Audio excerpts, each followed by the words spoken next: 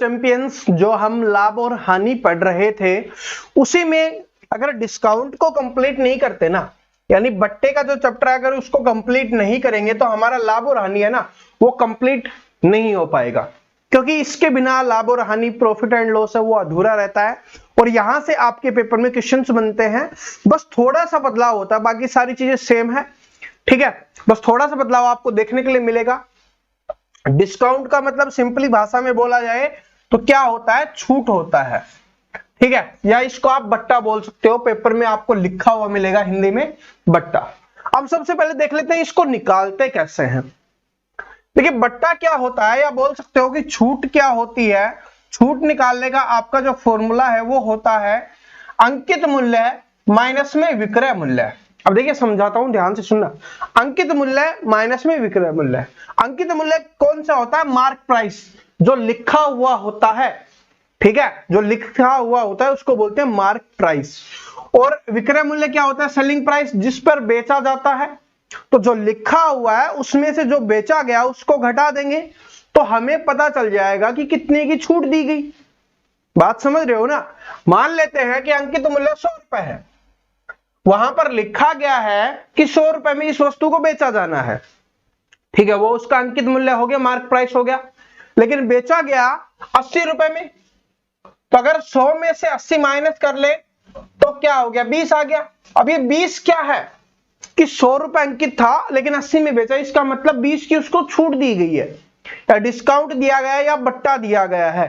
तो वो क्या हो जाएगा, 20 रुपए क्या हो जाएगा, आपका बट्टा हो जाएगा। बात समझ में आ गया कि अंकित मूल्य में से विक्रय मूल्य माइनस करेंगे तो हमारा बट्टा है, डिस्काउंट है, वो प्राप्त होगा।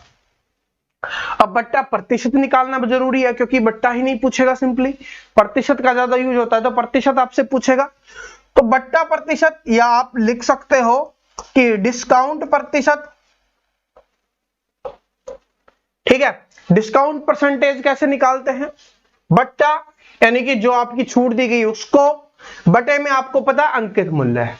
लाभ और हानि में क्या लिखते थे हम, वहां पर क्रय मूल्य लिखते थे, लेकिन इसमें क्रय मूल्य की बात नहीं होती है। यहां पर जो मेन होता है वो होता है आपका अंकित मूल्य, क्योंकि अंकित मूल्य पर ही छूट दी जाती है, उसी को आप बट्टा बोलते हैं हम।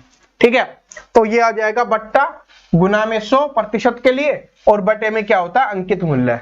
तो बट्टा आपका ये, अंकित मूल्य है आपका ये, और गुना में 100 करेंगे, आंसर निकल जाएगा, बट्टा प्रतिशत हो जाएगा।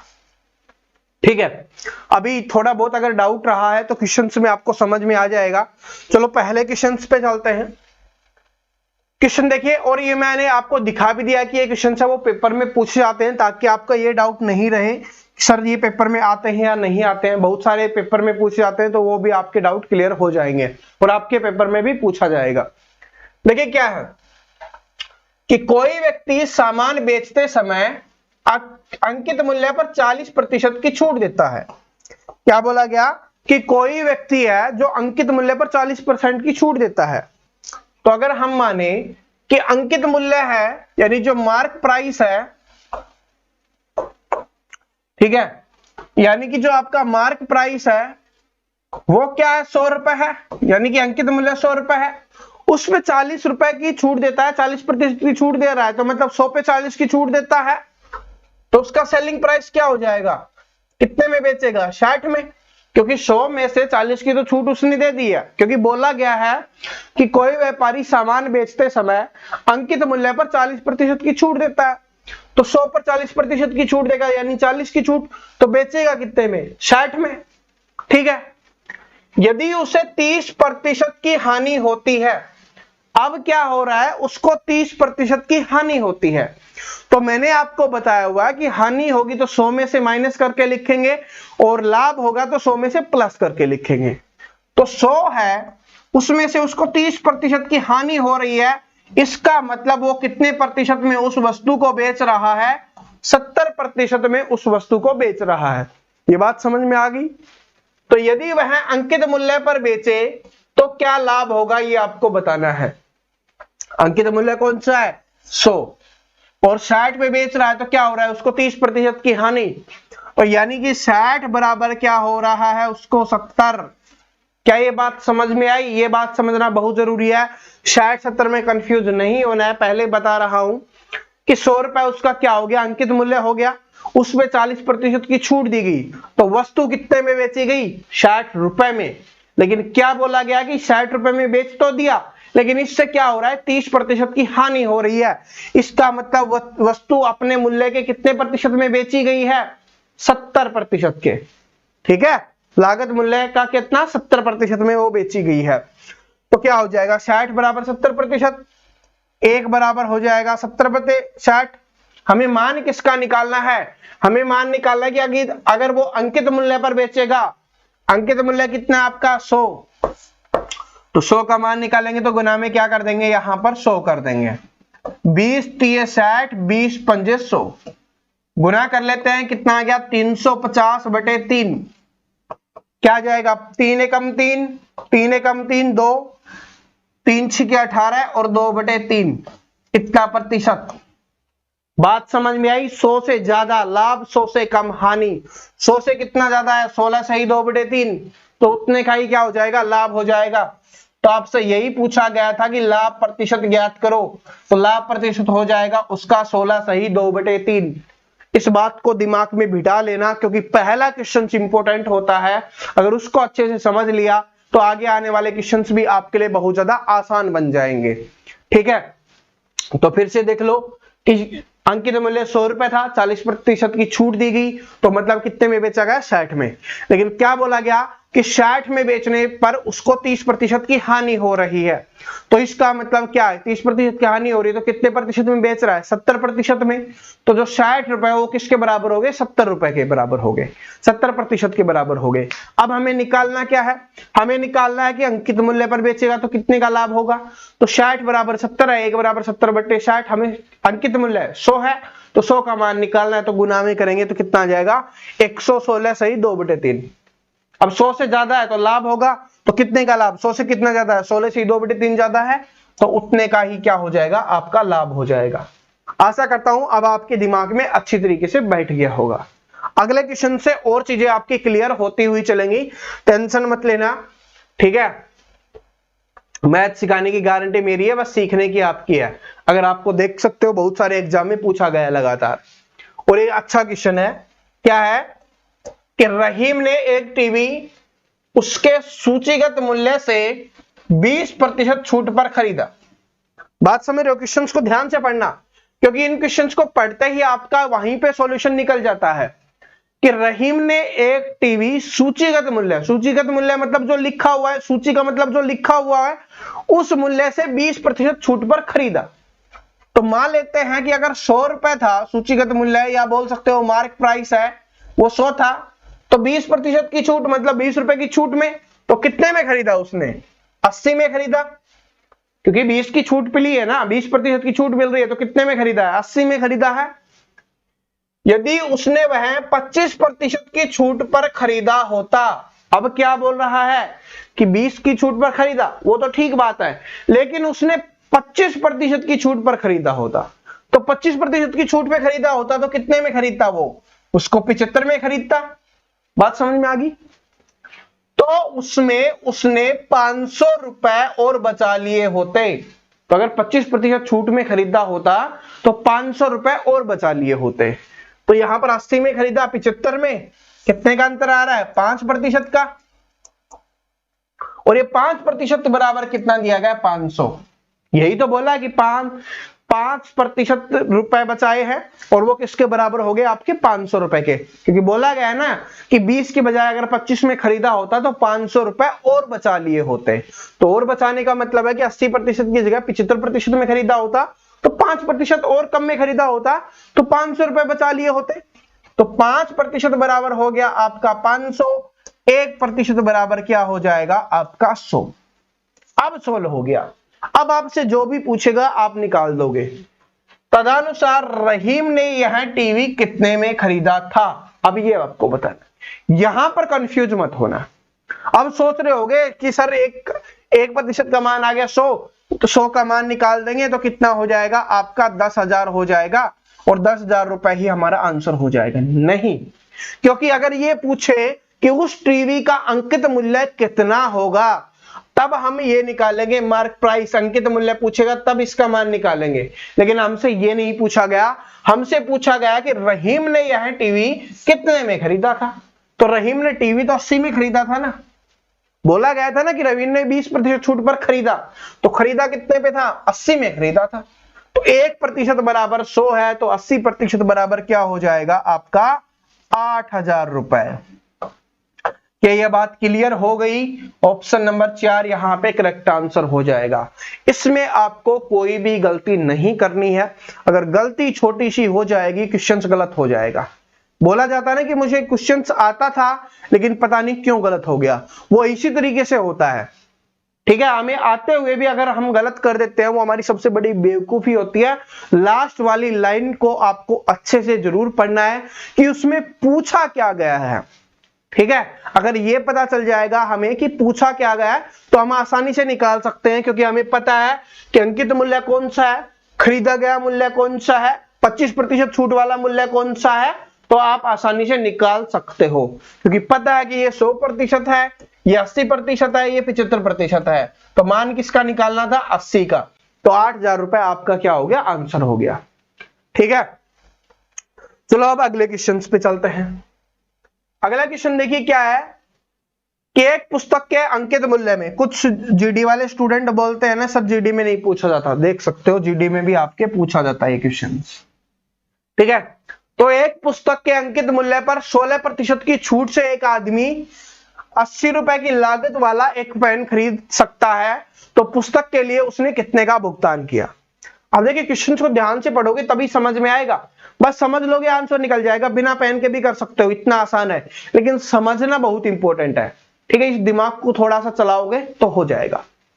कि एक पुस्तक के अंकित मूल्य पर 16% की छूट, तो यानी कि कोई पुस्तक है उस पे अंकित मूल्य लिखा हुआ है और उस पे 16% की छूट दी जाती है, यानी 16% का बट्टा दिया जाता है या डिस्काउंट दिया जाता है, यह बोला गया। और उस छूट से आदमी 80 रुपए की लागत का एक पेन खरीद लेता है, क्योंकि आदमी किताब लेने गया था। ठीक है, किताब ये ना पुस्तक है, तो पुस्तक लेने गया था, तो उसमें क्या हुआ कि उसको बोला गया कि 16% की छूट दी जाती है तेरे को, तो वो लेने तो गया था, तो उसने सोचा कि 16% की जो छूट मिल रही है उससे मैं पेन खरीद लेता हूं। और वो पेन कितने रुपए का है, 80 रुपए का है। कितने रुपए का है, 80 रुपए का।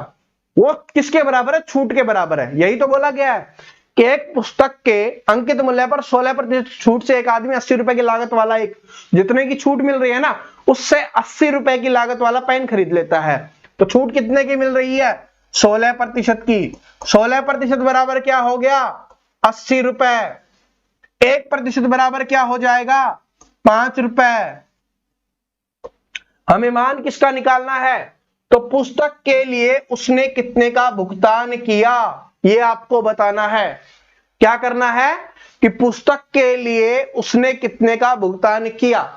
तो अब देखो यहां पर, अब यहां पर देखिए क्या है, क्योंकि अगर पुस्तक है वो 100 होगी, तो 100% का मान निकालेंगे तो कितना हो जाएगा आपका, 500 रुपए हो जाएगा। लेकिन ये 500 रुपए निकल के आया है, ये क्या है, ये जो 500 रुपए निकल के आया है वो क्या है, आपका किताब का अंकित मूल्य, जो पुस्तक का अंकित मूल्य था। 16% की छूट से एक आदमी 80 रुपए की लागत वाला पेन खरीद सकता है, तो पुस्तक के लिए उसने कितने का भुगतान किया, ये आपको बताना है। बात समझ में आ गया, ये आ गया।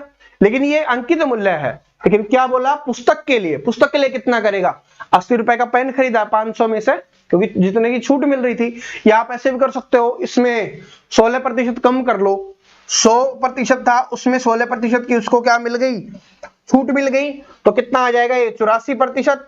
तो 84% का मान निकालना है, तो 84 को 5 से गुना करोगे, 84 को अगर हम 5 से गुना करेंगे, 5 चौके 20, 2 और 40 2 42, या 420 रुपए। और वैसे करते कि 500 में से 80 रुपए माइनस करेंगे तब भी आपका 420 रुपए ही आएगा। बात समझ में आ गया। तो आपसे कुछ भी पूछे कि पुस्तक का अंकित मूल्य क्या था, पुस्तक कितने रुपए में खरीदी, सारी चीज आप आसानी से निकाल सकते हो, अगर आपने उन चीजों को अच्छे से सीख लिया कि करना क्या है, कैसे क्या चीज है। ठीक है, अब अगले क्वेश्चन पे चलते हैं। कि एक पुस्तक का अंकित मूल्य 800 रुपए है, एक वस्तु है, ठीक है, पुस्तक नहीं है इस बार, वस्तु है, ठीक है, हर बार पुस्तक ही पढ़ते रहते हैं ठीक है, कोई बात नहीं, पुस्तक अच्छी बात आती है, वो जो बुक्स होती है वो आदमी के जीवन को बहुत आगे ले जाती है। अगर आप जो कंपटीशन की पढ़ लोगे तो सिलेक्शन हो जाएगा, बाकी किसी की जीवनी पढ़ लोगे आपको बहुत सारी चीजें सीखने के लिए मिलेंगी। तो पुस्तक हमारे जीवन का एक अभिन्न अंग है जो बहुत ज्यादा इंपॉर्टेंट है। जितनी पुस्तकें पढ़ोगे बहुत अच्छी बात है। जो बेवजह के विचार आते हैं, अगर जो मीडिया वाले देखते रहते हो ना, उनको देखने से अच्छा है किसी की जीवनी पढ़ लिया करो, ठीक है, दिल खुश हो जाएगा और बहुत सारी चीजें सीखने के लिए मिलेंगी कि किस तरीके से उन्होंने अपने जीवन में सफलता प्राप्त की है, ठीक है, किस तरीके से उन्होंने अपना नाम रोशन किया है। आप देख लो, अब एक वस्तु का अंकित मूल्य 800 रुपए है, उसने मौसम समाप्ति के बाद 736 रुपए में बेचने का प्रस्ताव है, तो प्रस्तावित छूट कितनी है। अब सिंपली बोला गया कि 800 रुपए उसका मूल्य है, लेकिन अब क्या कर रहा है कि मौसम चला गया, क्योंकि होता है ना कि अगर जैसे सर्दियों के कपड़े हैं वो सर्दियों में चलते हैं, जैसे ही सर्दियां समाप्त हो जाती हैं वो सस्ते मिलने शुरू हो जाते हैं, क्योंकि उनकी कोई वैल्यू नहीं होती अगली सर्दियों तक। तो इसलिए वही है कि अब कितने में बेच रहा है, 736 में, तो बताना कि छूट कितने प्रतिशत की है। तो 800 रुपए पे बेच रहा है कितने में, 736 में, तो माइनस कर दो, अगर 40 होते तो 60 और 4 64 की छूट दे रहा है, तो कर दो भाई कि 64 की छूट दे रहा है कितने पे, 800 रुपए पे, और गुना में 100, 2 जीरो से 2 जीरो कैंसिल, 8 से काटा 8 पे, तो कितने प्रतिशत की छूट दे रहा है, 8% की, या 8% का डिस्काउंट दे रहा है, 8% का बट्टा दे रहा है। ये आपका आंसर हो जाएगा ऑप्शन नंबर 4, ठीक है। देख सकते हो ये भी एग्जाम में पूछा गया क्वेश्चन है। बात समझ में आ गया, सिंपल ही क्वेश्चन था, ऐसा कुछ भी नहीं था, लेकिन अगर बट्टा लिख दिया जाता तो कुछ स्टूडेंट सोचते हैं पता नहीं क्या आ गया, इसलिए समझाना बहुत जरूरी है। और ये लाभ और हानि का तो अपना हिस्सा ही है ही, कि लाभ और हानि के लिए तो इंपॉर्टेंट है ही, ठीक है, लाभ और हानि में तो आएगा ही। और देखो अब क्वेश्चन अगला, और ये भी पेपर में पूछा गया है आपके CHSL के एग्जाम में, या आप जिसको LDC कलरक भी बोलते हो ना, LDC कलरक वाले एग्जाम में पूछा गया क्वेश्चन है कि एक पंखे का अंकित मूल्य 150 है। क्या बोला गया कि पंखे का अंकित मूल्य 150 है, उस पर 20% की छूट देने पर उसका विक्रय मूल्य कितना हो जाएगा। 20% की छूट देने के बाद उसका अंकित मूल्य कितना हो जाएगा। क्या ईमानदारी से बताना, इसके लिए आपको पैन लगाने की आवश्यकता है। अब कुछ स्टूडेंट बोलेंगे सर इतना इजी नहीं आता, बिल्कुल नहीं आता, अब के समय में इतना इजी नहीं आता, लेकिन कुछ होता है ना कि कैलकुलेट, हमारा जो कॉन्फिडेंस है ना वो इसी तरीके से बूस्ट होता है कि पिछले पेपर में किए हुए क्वेश्चंस को हम आसानी से सोल्व कर सकते हैं, ठीक है, या सोल्व कर पा रहे हैं, इससे हमारा कॉन्फिडेंस है ना वो बूस्ट होता है, यानी कॉन्फिडेंस बढ़ता है। तो बिना पेन के करके बताओ, 150 का 20% छूट मिल रही है, तो कितने की, 30 की छूट, ठीक है, कितने की मिली, 30 की छूट, 2 जीरो से 2 जीरो कैंसिल होगी, 30 की छूट। अब 150 का है, 30 की छूट मिल रही है, तो कितने में बिकेगा, 120 में, ठीक है। तो ऐसे ऐसे इजी क्वेश्चंस भी आ जाते हैं। अब ये वाला क्वेश्चन देखिए क्या है कि 475 रुपए के अंकित मूल्य और 15% की छूट वाले जूतों की जोड़ी पर छूट कितनी है। छूट बतानी है कि 475 रुपए तो अंकित मूल्य है। ध्यान से सुनना क्वेश्चंस को, क्वेश्चंस में क्या पूछा गया उसको समझो कि 475 के अंकित मूल्य, तो यानी कि जो अंकित मूल्य है ना वो है 475 रुपए। 15% की छूट वाले जूतों की जोड़ी पर छूट कितनी है, छूट कितने की मिल रही है, 15% की। प्रतिशत में बता दिया, लेकिन पूछा कि रुपयों में कितने की है। प्रतिशत में तो बता दिया, अब आपको बताना कि रुपयों में कितने की है। तो निकाल दो कि 475 हमारा अंकित मूल्य है, इस पे हम 15% की छूट दे रहे हैं, तो 15/100, प्रतिशत हटाने के लिए बटे में 100 करते हैं। 5 से काटेंगे 20 पे, 5 से काटेंगे 3 पे, फिर 5 से काटेंगे 4 पे, इसको 5 से काटेंगे तो 5 × 45, 2 5 5 25, ये आ गया। गुना कर लो इसको, 5 × 3 15, 1 27 और 1 28, और बटे में 4, 4 7 28, 7 आ गया, और 4 एकम 4, और 1/4 आ गया। तो अगर आगे भाग देना है तो 2.5 आ जाएगा। किसमें है, 71 पॉइंट समथिंग, 71 पॉइंट समथिंग इसी में है, 71.25, ठीक है। बाकी आपका इकहत्तर आते ही आंसर निकल गया था, आगे तो आपको चेक करने की आवश्यकता नहीं है, क्योंकि आपको पता है ना इकहत्तर इसमें ना इसमें है ना इसमें है, तो जिसमें है वही क्या हो जाएगा, आपका आंसर हो जाएगा। ठीक है, बात समझ में आ गई। अब इसमें कोई आपको दिक्कत नहीं होनी चाहिए मेरे हिसाब से। ठीक है, अब चैंपियन बन जाओ आप, बस खतरनाक वाले। ठीक है, क्या बन जाओ, खतरनाक वाले चैंपियन बन जाओ, आपको कोई दिक्कत नहीं होनी चाहिए।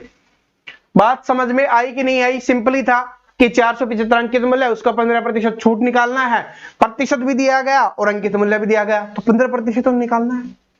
ठीक है, बस इसको क्वेश्चन बना के आपके सामने पेश कर दिया है, बिल्कुल ही जी, इससे आसान कुछ हो नहीं सकता। सच्ची है, मजाक नहीं कर रहा, सच बता रहा हूं, इससे आसान कुछ हो नहीं सकता। अब ये वाला देखिए क्या है कि बिजली बिल का भुगतान यदि नियत तारीख से पहले किया जाए तो राज्य बिजली बोर्ड 15% की छूट देता है। क्या बोला गया कि बिजली बिल का भुगतान, बिजली का बिल तो आप सभी भरते होगे, मम्मी पापा भेजते हैं ना कि बिजली का बिल इस डेट से पहले भर देना।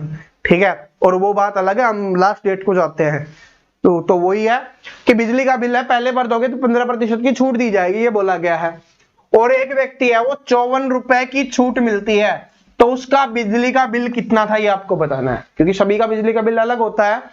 तो उसको क्या है कि 15% की छूट से उसके 54 रुपए बचे हैं। ठीक है, और अब वो 54 रुपए का क्या कुछ भी पी के आ सकता है।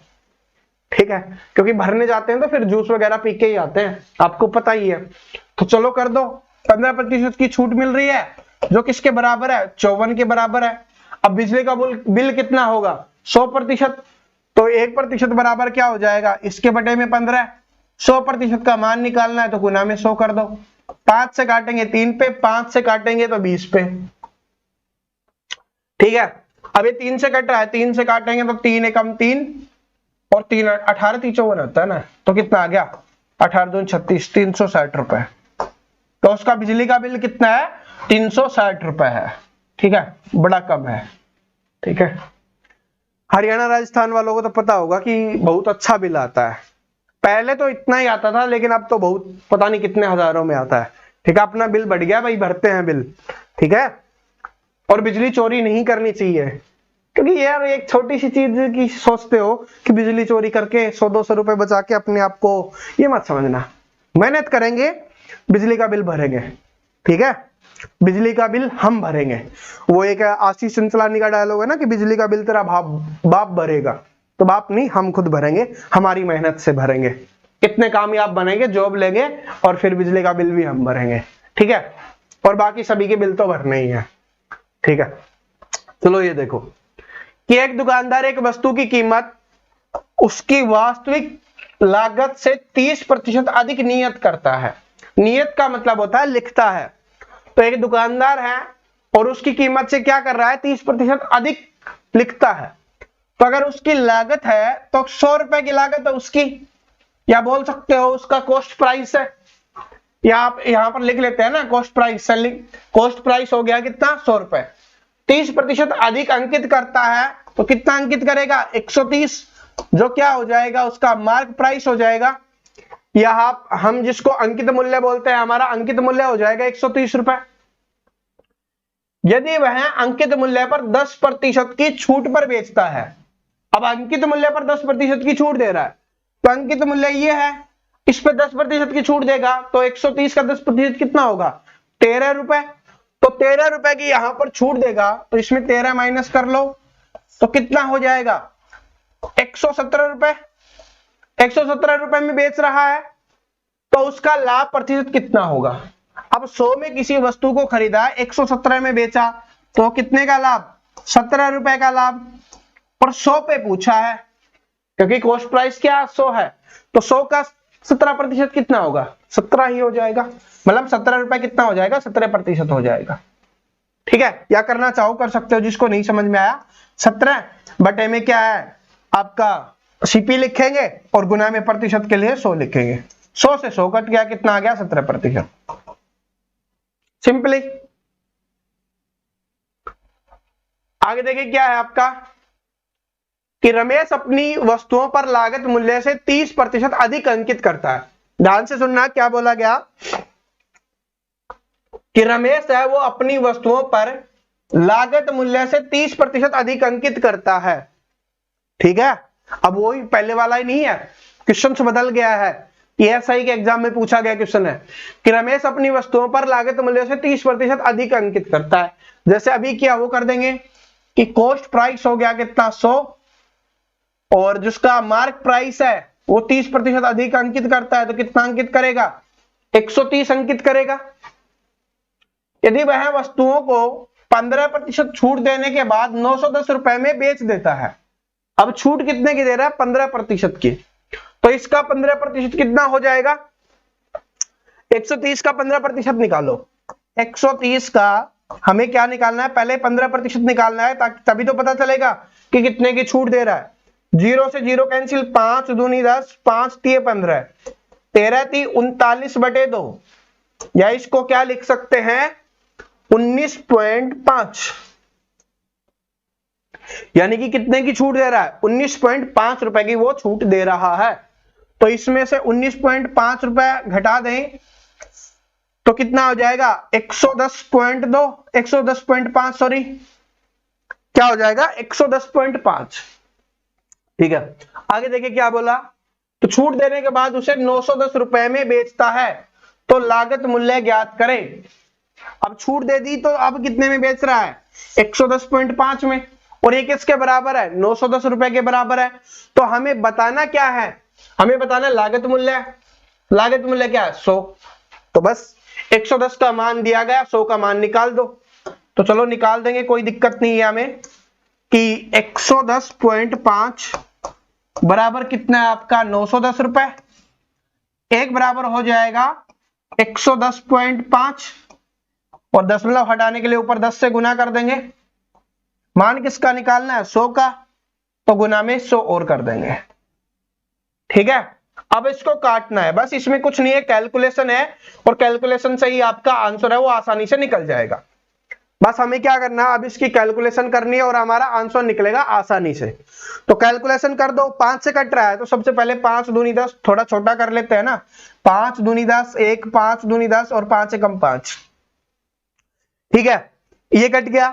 इसके बाद ये कितने पे कट रहा है, कितने से कट जाएगा ये क्या 91 से कट रहा है, ये तो नहीं कट रहा। 3 से, 3 7 21 नहीं कट रहा, 4 से भी नहीं, 5 से भी नहीं, इसमें कुछ समथिंग आ रहा है ना, समथिंग वाला ही होगा, तो इसमें हम कर लेते हैं। देखिए अगर काटना चाहो तो काट सकते हो, कितने पे जाएगा 91 कितने से कट रहा है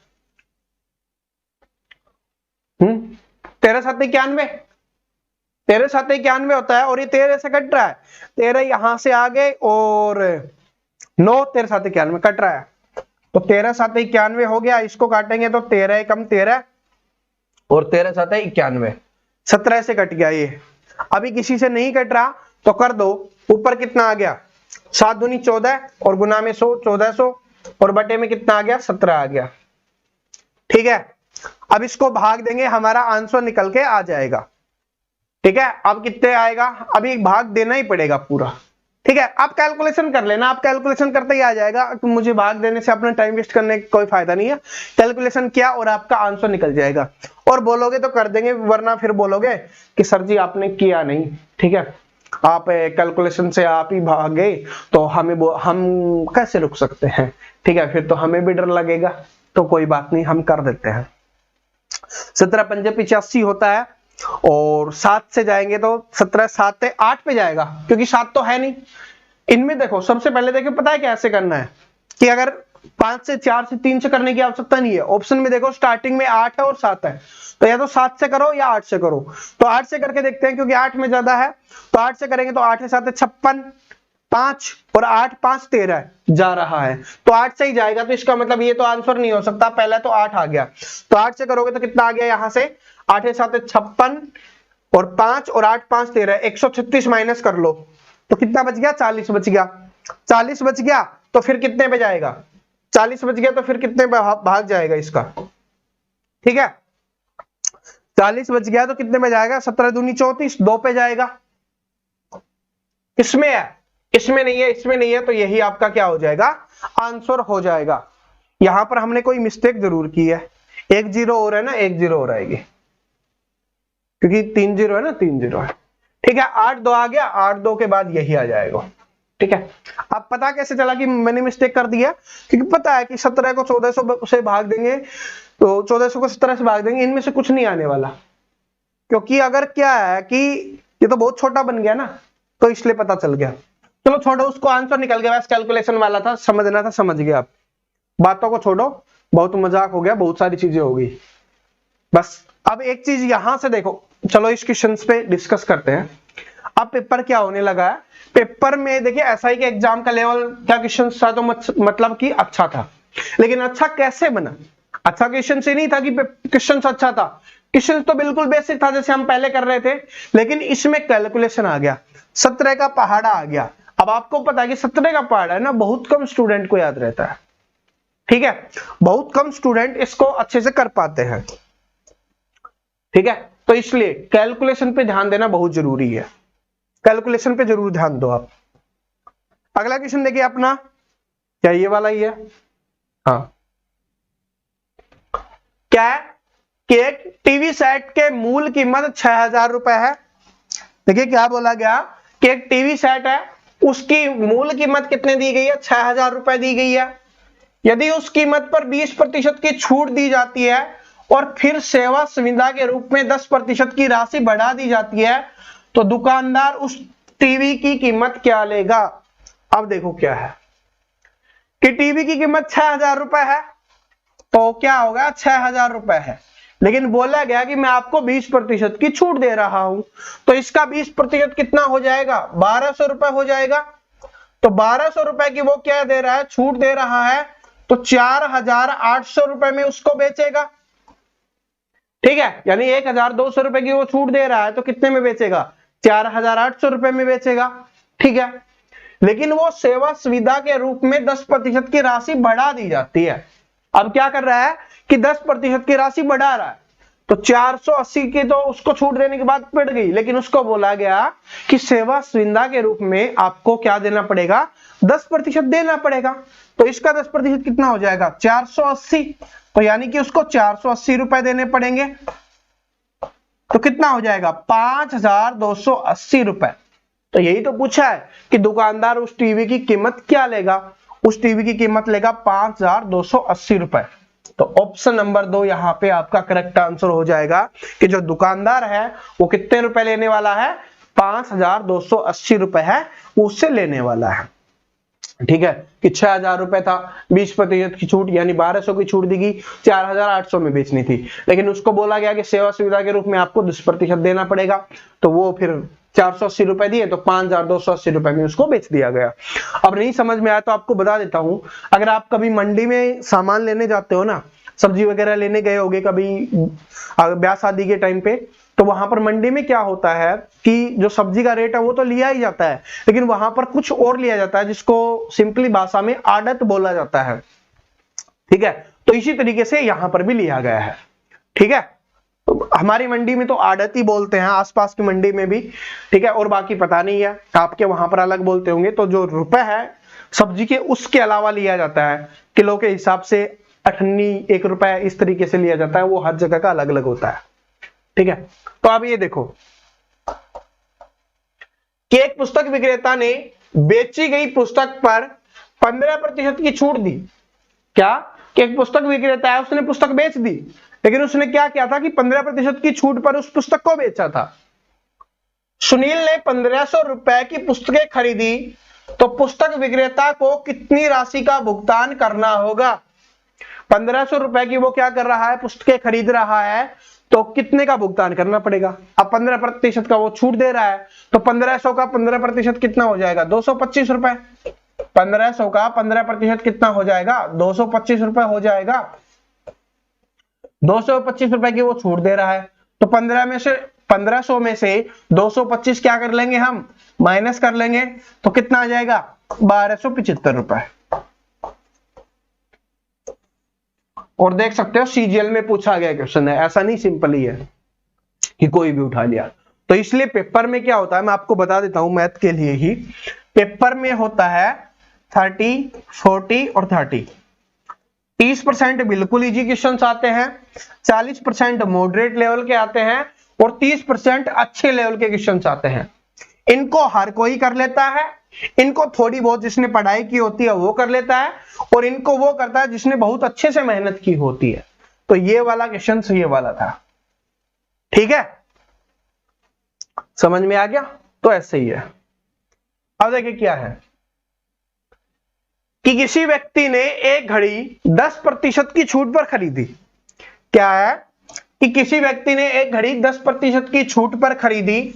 यदि वह उसे 20% छूट पर खरीदता, अब क्या बोल रहा है, 10% छूट पर खरीदी, तो यानी 100 थी तो उसने 90 में खरीदी, लेकिन बोला कि 20% छूट पर खरीदता, मतलब 80 में खरीदता, तो 125 रुपए कम में मिलती। तो इस टाइप का हमने पहले ही कर लिया है क्वेश्चंस। तो यहां पर कितने में कम, यहां पर 10% कम, और ये किसके बराबर हो गया, 125 के बराबर हो गया। तो अब बताना है घड़ी का अंकित मूल्य क्या है। घड़ी का अंकित मूल्य 100, तो एक जीरो और लगा दो, 1250 रुपए हो जाएगा, क्योंकि 10 है ना, 100 से करना है इसका 10 गुना, तो 10 से गुना करोगे तो 1250 आपका आंसर आ जाएगा। समझ में आ गया? ठीक है, आगे देखिए अगला क्वेश्चन क्या है कि किसी पुस्तक विक्रेता ने अंकित कीमत पर 10% की छूट दी। क्या हो रहा है कि कोई पुस्तक विक्रेता है जिसने अंकित मूल्य पर 10% की छूट दी, तो अंकित मूल्य हो गया 100, छूट दी तो कितने में बेची उसने, 90 में बेच दी। उससे प्रकाशक से 30% कमीशन मिलता है। प्रकाशक से क्या मिलता है, 30% कमीशन। जो अंकित मूल्य होता है उस पर 30% कमीशन मिलता है, तो इसका मतलब कितने में मिलती है उसको, वो 70 रुपए में। कितने में मिलती है, 70 रुपए में। अब देखो तो उसका लाभ प्रतिशत क्या होगा यह बताना है। ये तो हमने पढ़ लिया, अंकित मूल्य पुस्तक का ये, ठीक है, बेच रहा है वो इतने में, क्योंकि बोला ना कि 10% की कीमत पर बेच रहा है, 10% की छूट पर बेच रहा है, तो मतलब क्या हो रहा है, 90 रुपए में बेच रहा है, लेकिन उसको मिलती कितने रुपए में है, 70 रुपए में। तो इसका मतलब ये हो गया मार्क प्राइस, ये है उसका सेलिंग प्राइस, और ये है कॉस्ट प्राइस। अब हमसे क्या पूछा, हमसे लाभ पूछा है कि लाभ कितने का होगा। कोई वस्तु 70 में खरीदता है और 90 में बेचता है, तो कितने का लाभ, 20 रुपए का। तो 20 रुपए का लाभ हो रहा है, प्रतिशत निकालना है तो बटे में क्रय मूल्य लिखेंगे और गुना में 100। 0 से 0 कैंसिल, 200/7 आ गया। तो इसको करोगे तो 2 7 दूनी 14, 6 7 8 56, 4 28 सही, 4/7 आपका आंसर हो जाएगा। 28 सही, 4/7, ऑप्शन नंबर 2। अब कुछ स्टूडेंट बोलेंगे सर आप तो बट्टे का करवा रहे हो, यहाँ पर लाभ वाले में आपने क्रय मूल्य क्यों लिखा? क्योंकि यहाँ पर आपसे बट्टा नहीं पूछा गया, बट्टा तो पहले ही दे दिया गया। बट्टे का मतलब होता है छूट, छूट तो आपको पहले ही दे दी गई है, ठीक है। यहां पर जो पूछा गया वो लाभ पूछा गया है, इसलिए ही तो मैंने बोला था कि जो आपका लाभ और हानि है और बट्टा है दोनों मिक्स है, ठीक है। तो लाभ हानि हमने पढ़ लिया, तो उसके साथ बट्टा नहीं पढ़ेंगे तो फिर दिक्कत हो जाएगी, तो इसलिए आज हमने इसको पढ़ा है। तो दोस्तों ये क्लास आपकी यहीं तक रहती है। इसका पार्ट नंबर 2 में हम और अच्छे क्वेश्चंस पढ़ेंगे। अब तक हमने वो क्वेश्चंस पढ़े हैं जो पेपर में पूछे जाते रहे हैं। अगली क्लास में बट्टे की यानी डिस्काउंट की ही अगली क्लास में हम उन क्वेश्चंस को पढ़ेंगे जो आज के हिसाब से अच्छे लेवल के क्वेश्चंस हैं और आपके पेपर में पूछे जाएंगे, ठीक है। पूछे तो ये भी जाएंगे, ऐसा नहीं कि ये नहीं पूछे जाएंगे, लेकिन ये थोड़े मतलब क्या बोल सकते हो मॉडरेट लेवल के क्वेश्चंस हो गए। अब अच्छे लेवल के क्वेश्चंस हैं वो अगली क्लास में हम पढ़ने वाले हैं। तो मिलते हैं अगली क्लास में, तब तक हंसते रहो, मुस्कुराते रहो, पढ़ते रहो और प्रैक्टिस करते रहो। Thank you so much.